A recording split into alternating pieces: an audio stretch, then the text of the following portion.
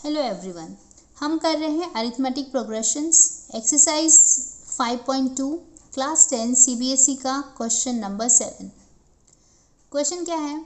Find the 31st term of an AP whose 11th term is 38 and the 16th term is 73। Okay, तो हमें 31st term निकालना है। ठीक है, तो मतलब A31 हमें नहीं मालूम, ये हमें निकालना है।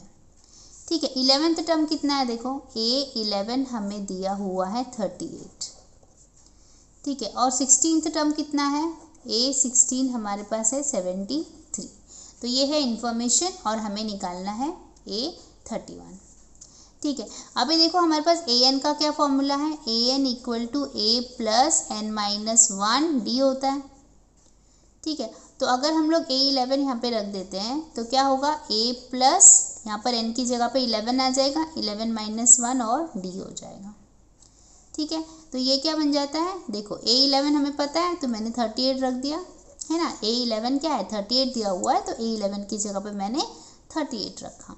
यहाँ पर a प्लस 11 माइनस 1 मतलब 10d हो जाएगा। इक्वेशन नंबर 1 दे देते हैं इसको। वैसे ही यहाँ पर A16 में भी मैं सेम फॉर्मूला लगा रही हूँ।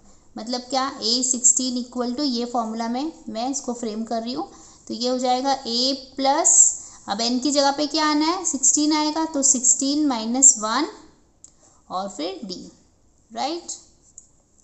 तो ये क्या हो जाएगा? a प्लस 15d और A16 मुझे पता है कितना है? 73। तो ये हुआ इक्वेशन नंबर 2।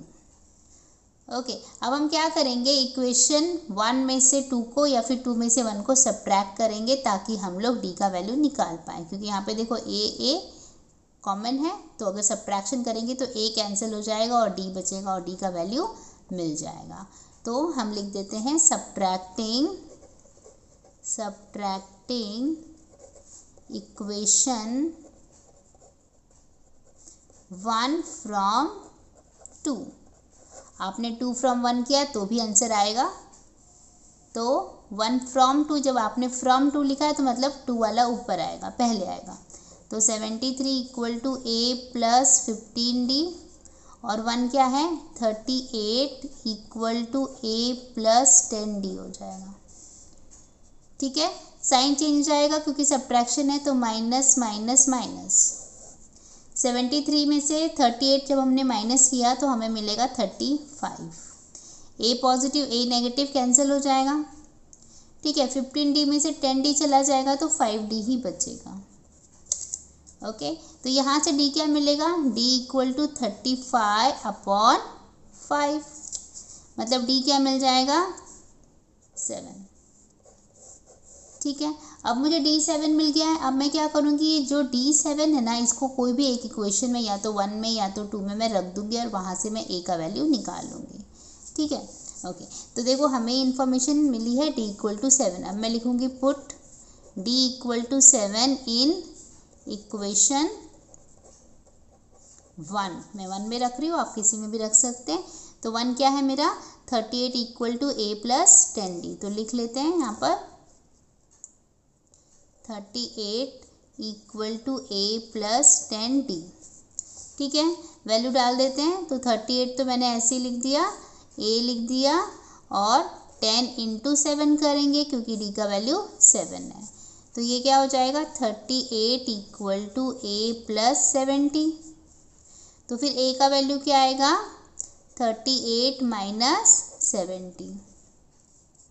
तो ये कितना आ जाएगा? माइनस 32। तो a का वैल्यू हमें मिल चुका है। ठीक है, a इक्वल टू 32। अच्छे से लिख देती हूँ फिर से, a equal to minus 32। Okay, अब हमें निकालना क्या था? हमें निकालना था A31, राइट। तो हम निकालेंगे therefore A31 equal to same formula कौन सा? a plus n minus 1d, right. तो a का वैल्यू पता है कितना निकाला हमने? a का वैल्यू माइनस 32। तो हम यहाँ पर a की जगह पे माइनस 32 लिख देंगे, प्लस n का वैल्यू 31 आएगा तो 31 लिख दिया, माइनस 1 और d का वैल्यू हमने 7 निकाला है तो इधर पे 7 रख दिया। ठीक है, तो ये क्या होगा? माइनस 32 प्लस 31 में से 1 निकाला तो 30 हो जाएगा, ठीक है। अब देखो आगे क्या होगा, -32 प्लस 210 हो जाएगा, ठीक है। यहाँ पर देखो साइन अलग अलग है तो सब्ट्रैक्शन हो जाएगा, तो ये आ जाएगा 178। तो मतलब A31 वाला जो हमारा टर्म है वो हमारा है 178। ओके, तो यहाँ पर हमारा क्वेश्चन ख़त्म हो जाता है। आई होप आपको समझ में आया है। Keep watching, keep learning. Thank you, bye bye.